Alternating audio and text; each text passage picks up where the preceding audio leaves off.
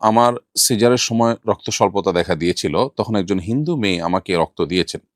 একজন অমুসলিমের রক্ত আমার শরীরে প্রবাহিত হয়েছে। এতে কি কোনো সমস্যা হবে? আমি একজন ডেন্টাল সার্জন। আমার কাছে অনেক পুরুষ রোগী আসে। দাঁতের চিকিৎসার ক্ষেত্রে সাধারণত রোগীর মুখ স্পর্শ করতে হয়। চিকিৎসার ক্ষেত্রে কোনো গায়রে মাহরাম পুরুষের মুখ স্পর্শ করা জায়েজ হবে কিনা?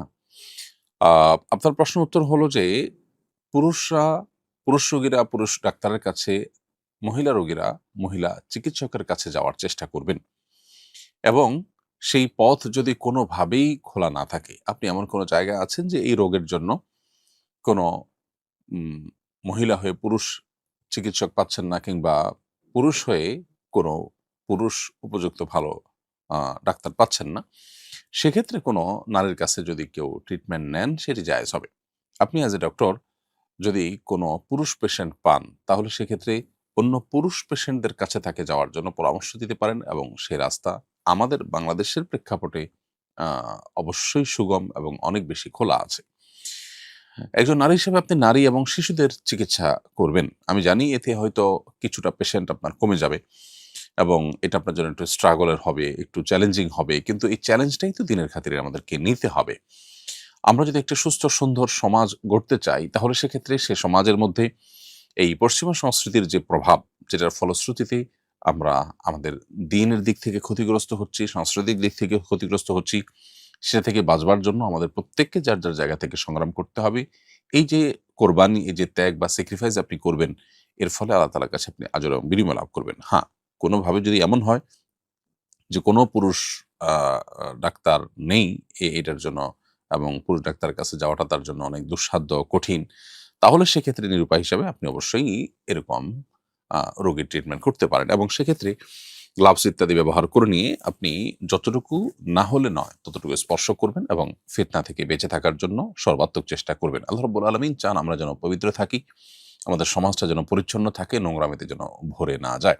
যেমনটি পশ্চিমা সভ্যতাকে যারা আলিঙ্গন করেছে তাদের সমাজটা নোংরা হয়ে গেছে এবং তারা যেরকম পবিত্র জীবনযাপনের কথা চিন্তাও করতে পারেন না। আল্লাহ রাব্বুল আলামিন আমাদেরকে যে নিয়ামত দিয়েছেন সেই নিয়ামতটাকে ধরে রাখবার জন্য আপনার চেষ্টা করা উচিত। এরপরে প্রশ্ন হলো, আমার সিজারের সময় রক্ত স্বল্পতা দেখা দিয়েছিল। তখন একজন হিন্দু মেয়ে আমাকে রক্ত দিয়েছেন। একজন অমুসলিমের রক্ত আমার শরীরে প্রবাহিত হয়েছে। এতে কি কোনো সমস্যা হবে? উত্তর হলো না, এতে কোনো অসুবিধার কিছু নেই। আ রক্ত মুসলিম হোক কিংবা অমুসলিম, তাতে আ কোনো বিশেষ পার্থক্য নেই। মুসলমানের রক্ত যেরকম মুসলমানের শরীরে থাকতে পারে, ঠিক একইভাবে হিন্দুর রক্ত কোনো মুসলমানের শরীরে থাকতে পারে। এটাতে শরিয়ার কোনো বিধান লঙ্ঘন হচ্ছে না, বিধায় এটা নিয়ে আপনার কোনো হেজিটেশন থাকার কোনো কারণ নেই। এরপরে প্রশ্ন হলো, বছর ঘুরে যখন আমার ছেলের জন্মদিন আসে, প্রতি বছরই জন্মদিনে তার সুস্থতা ও সুন্দর ভবিষ্যৎ কামনা করে মসজিদে মাদ্রাসায় কিছু টাকা আমি দান করে থাকি। এবার এক কলিগ বলল এটা বিদআত। এর মাধ্যমে তোমার ছেলের উপকার নয় বরঞ্চ আরো অপকার হবে। সঠিক বিষয়টা জানতে চাই। আ এর প্রশ্ন উত্তর হলো যে, জন্মদিবস উদযাপনের এই সংস্কৃতি মূলত পেগান এবং প্রকৃতি পূজারী থেকে এসেছে এবং এর সাথে তাদের ধর্মবিশ্বাসের একটা নিগূঢ় সম্পর্ক কিন্তু আছে। একজন মুসলমান হিসেবে আমরা এইজন্য জন্মদিবসকে কোনোভাবে উদযাপন করতে পারি না। জন্মদিনকে কেন্দ্র করে এই যে আপনি মসজিদ মাদ্রাসা দান করছেন বা বিশেষ কিছু করছেন, এটাও এক প্রকারের উদযাপন এবং এটাও সেই দিবসটাকে প্রমোট করার নামান্তর। আপনি মৌলিকভাবে আপনার সন্তানের কল্যাণ কামনা করে আল্লাহর কাছে দান সাদাকা করতে পারেন। সেটার জন্য আ আপনাকে বিশেষভাবে আ আপনার জন্মদিবসকেই কেন বেছে নিতে হবে? সারা বছরই আপনি দান করতে পারেন। যদি এমন হয় যে জন্মদিবসের দানটা আপনার কাকতালীয়, অর্থাৎ আপনি সপ্তাহ নির্দিষ্ট দিনে দান করে থাকেন, সেটা কাকতালীয়ভাবে জন্মদিবসে পড়ে গেছে অথবা প্রতিদিন দেন সেই হিসাবে জন্মদিবসেও দিয়েছেন, তাতে অসুবিধা নেই।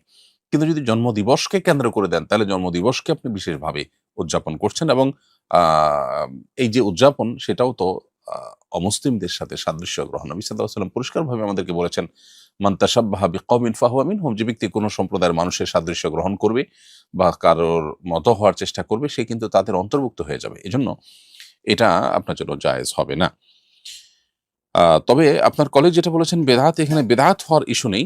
কারণ আ বেদাত আসলে কোনো ভালো কাজ কেউ যখন করে, কোরআন হাদিসে যেটা নেই সেটাকে সওয়াবের আশা যদি করে, আপনি নিশ্চয়ই জন্মদিবসে দান করলে সওয়াব হয় আলাদা, এরকম কোনো বিশ্বাস থেকে করেন না। যার কারণে বিদআতের সংজ্ঞাটা এখানে ফিট হবে না, বরং এটি নাজায়েজ এবং গুনাহের কাজ, যেটা আমাদের পরিহার করা উচিত।